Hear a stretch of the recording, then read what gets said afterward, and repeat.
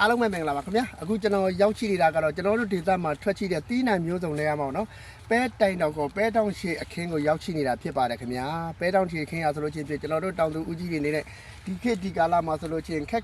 နဲ့စိုက်ပျိုးထားတာဒီလိုအခင်းမျိုးကိုအောင်မြင်စွာရရှိထားပြီလို့ဆိုလိုနိုင်ပါတယ်ခင်ဗျာအခုလိုရရှိထားတဲ့အခင်းမျိုးကဆိုလို့ချင်းဒီမှာကြည့်လိုက်ပါခင်ဗျာဒီလိုပဲတောင်တန်ရှည်တွေကိုအားလုံးအပင်တိုင်းမှာဒီလိုအသီးတွေကိုလက်ခံရရှိထားတာဖြစ်ပါတယ်ခင်ဗျာ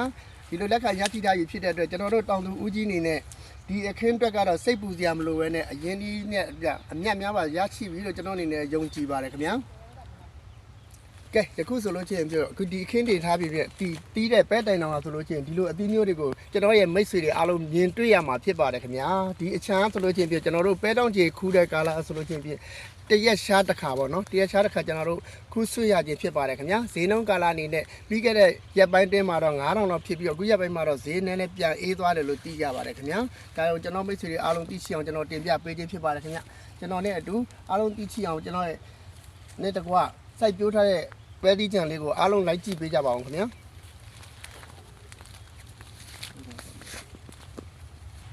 ကဲဒါဆိုလို့ချင်းကျွန်တော်တို့တောင်သူဦးကြီးတွေရဲ့ပဲတိုင်တောင်ခင်းမှာခူး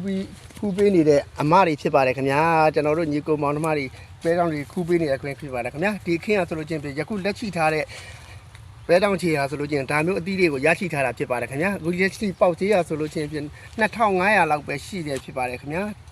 ရင်လောတဲ့ကတော့ဈေးနှုန်းကျသွားတယ်လို့ကြည့်ရပါတယ်ခင်ဗျာ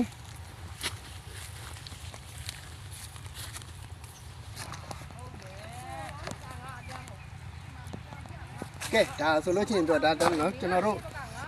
ပဲတောင်ကြီးခူးတဲ့အမတွေရဲ့ခူးပြီးသားကိုကျွန်တော်ကအသက်ဆောင်လာတာဖြစ်ပါတယ်ခင်ဗျာတဲဆောင်လာပြီးတော့ခူးထားတဲ့အပုံလေးကိုလည်းလိုက်ကြည့်လိုက်ပါအောင်ခင်ဗျာ